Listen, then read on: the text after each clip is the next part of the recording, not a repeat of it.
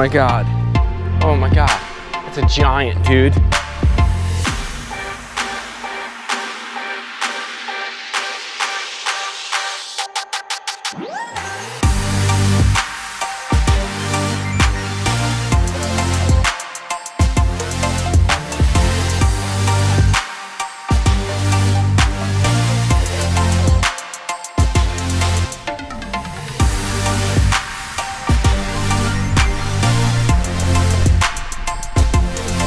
River fishing.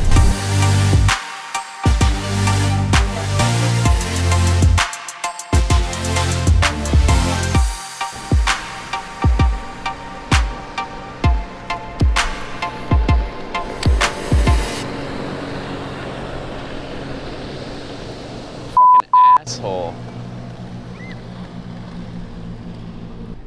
Wow. I had no idea. Been a long time since that went down.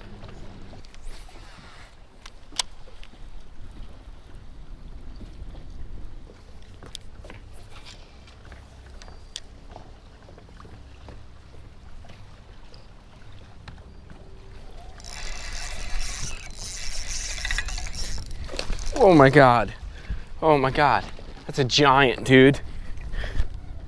That's a freaking giant for this river. Oh my God. Oh my God, I just threw the crankbait there a couple times. That's a freaking stud, dude. Oh my gosh. I can't believe that. Fish in the river. I just threw the squirrel there like 3 or 4 times. And then this girl freaking just slammed it. I saw her walking back out into the break. 10-pound fluorocarbon leader, Ned rig, offset shank. Here she comes.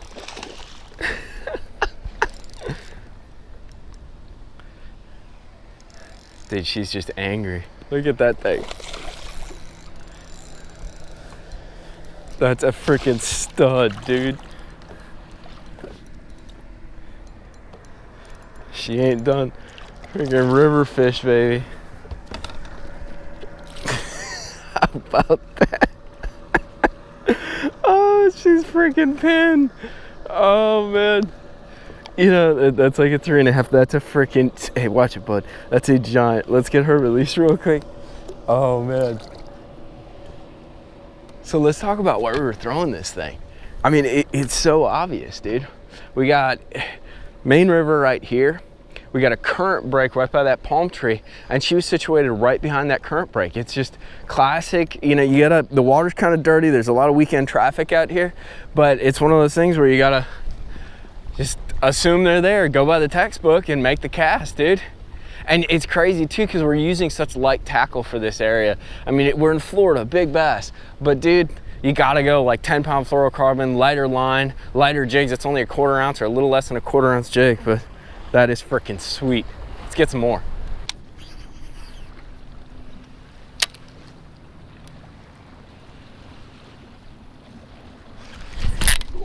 That was a fish, boys. That was a fish.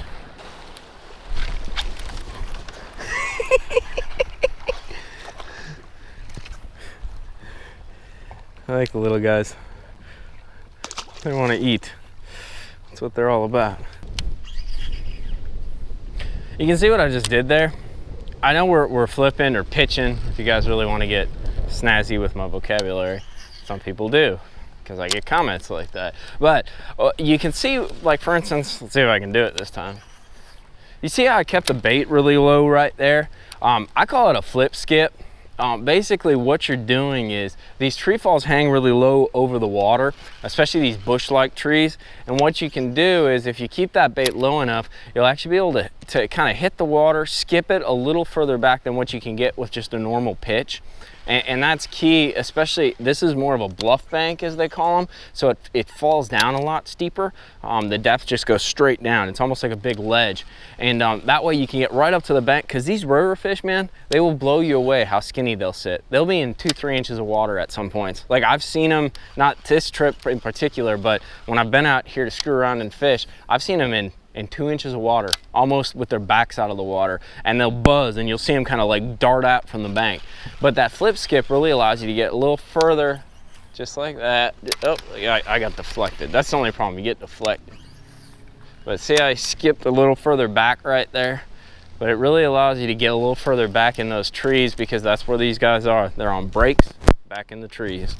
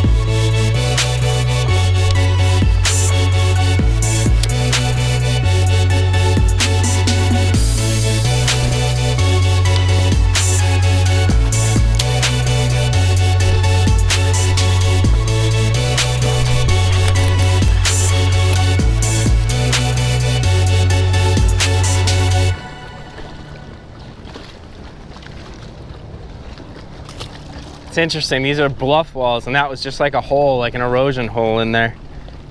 Not a giant, but it tells you what they're sitting on.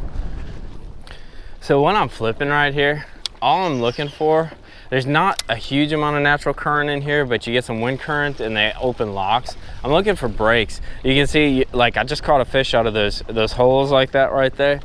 But all our fish today have come off of some kind of break, whether it's, you know, like a cut, like the edge of a cut that goes in, tree fall, anything along those lines. And so you just got to target those, and it's not going to be like a school of fish. It's going to be, you get one bite here, one bite there. And with this place, it's super duper stingy. So you're not going to get a bunch of bites, but you hope you get a couple of the right ones. But you know, flipping is always something you can rely on to do that. But we're just pitching a 3/8 ounce ace that I bit down. That's actually the trick. We'll talk about that at the end when we talk about gear and terminal tackle. But pitching that, or when I get around a corner, I was really hoping to throw the square bill today, as you guys heard, but it seems like these fish are a little tighter to cover with all the the wake in that. It really washes out the bank, so they get tighter in that dirtier water. But we're just pitching these, and when we get to a cut, we might, whoa, that was fish. When we get to a cut, we might throw that shaky head, Ned head looking thing, and just throw it on the cut. Oh, we need to pitch back to her. And cover that corner, especially if it's real clean. If there isn't that much cover, because having that, oh God, that is a fish. And she was just chewing on it. We're gonna catch that one, it ain't that big. But she's right there on that break, like right where she should be. There she is, flying fish. But see, once again, it's all about those breaks. Breaks, breaks, breaks. And that's a small one. Wow, that's a real small one. But breaks, breaks, breaks. Covering those with a variety of techniques is really the key on these rivers. Oh, get out of the sun.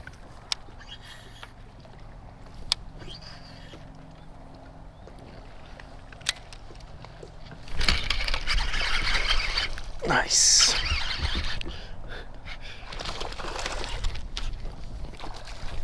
Way to go. Dude, she crunched. I saw that line running, boy, and freaking, she absolutely crunched it. Absolutely. Oh, stop, Bo. Nice little 1.5-pounder. Thanks for holding the rod, Bo. So we're just, once again, this is another isolated tree. Using a little heavier tackle here because it is such a dense tree fall, but we still got dirty water.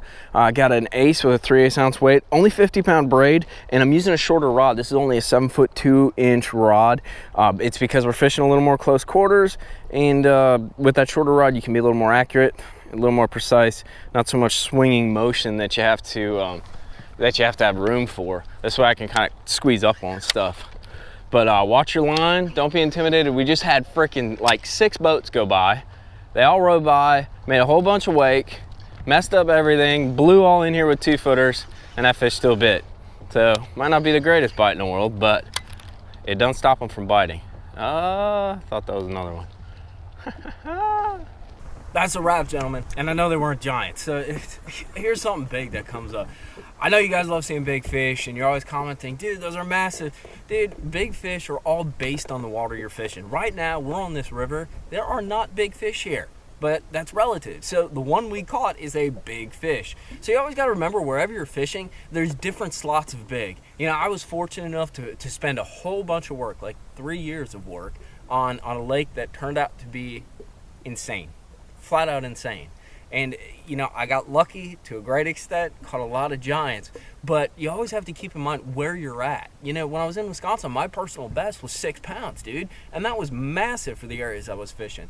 So remember where you're at. That 3.5, 4 pounder that we caught is freaking giant for this section of the river. Like, giant. And you saw how hard she fought, dude. They're bulldogs out here. Now, we did catch a lot of smaller fish, but we caught them in somewhat of a pattern, which tells you a lot about the fishery and what's going on. So it all offers kind of some interesting stuff, but always remember, context on the water, weight depends where you are. All right, so let's talk about tackle. What were we using? What were we focusing on? Well, we talked about it a little bit earlier. Basically, any kind of break. Rivers, current, bends, breaks. Breaks. That's where the fish hold up, especially as we move into this like post-spawn period. Those fish start moving out of these creeks like we're in right here and out into that main river, and they focus on breaks. Tree falls, those divots, those erosion divots, anything along those lines that stop some of that current. Now, we have an interesting day. We're out here on the weekend. You saw the party hardy dudes, but you know, the bank gets a little washed up, but don't be intimidated because the fish are still there. And if anything else, that dirty water seemed to kind of turn them on a little bit today. But let's talk about what we were throwing real quick. Really wanted to throw a squirrel bill, but didn't set up for that. And I didn't exactly have the right equipment for it. So whatever, is what it is. We ended up throwing basically a shaky head or a Ned head that had an offset shank hook with a weedless setup on it. This guy right here, kind of a cool deal. And what we're putting on there, if I can find it, oh nice, I just threw the rod in your face, is this Sweebo worm right here. Wow, I'm a mess. Now that we're untangled, that head right there, Sweebo worm right there. Finesse, really light, even though like I think that fish we caught was in about 4 feet of water. It's 1/4 ounce with the current, it does swing, but you want to fish light out here. 10-pound fluorocarbon leader to 12-pound braid. Going light in that open water situation, these fish are basically finesse fish in dirty brown water. So light spinning tackle, I think that's oh, that's Pisces fun. Dude, these reels are $20 on Amazon right now, and they're decent spinning reels for $20. But super soft rod. But that was the setup that caught the big one today. One thing I love doing out here is pitching trees. One of my first experiences on this river was flipping trees and catching them. Not giants, but good fish for the river. And I like doing it. It's that isolated cover. It's kind of like that flipping, punching kind of deal. It's fun. And you hop. You didn't see the in-between, but basically we'd fish a tree fall. We'd put the motor back down, get on pad, run about 200 yards, fish another tree fall. Put the motor back down, and just hop, run and gun.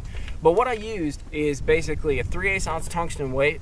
This one's obviously all tangled up too because that's the way it works. And a stick bait. Now notice, this is a fat ace.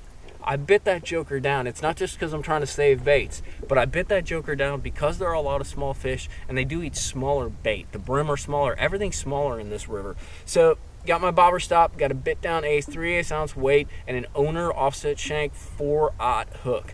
Super simple setup. 50-pound braid, a little bit lighter than what you're used to, but I'm also throwing it on a little shorter rod. This is an old school Powell. I think it's a 725, so it's a flipping stick. It's a 5-power rod, but a little bit shorter because in those tight quarters you want a shorter rod so you can kind of weave in there. And skipping, I talked about the flip skip. You know, for the flip skip you need a shorter rod. It's real tough to do with like a 7.5-foot rod. You need that shorter rod. High speed reel, 721, 50-pound braid on an old school Corrado. Thank God I got some of these left. But that was a trick with the pinching.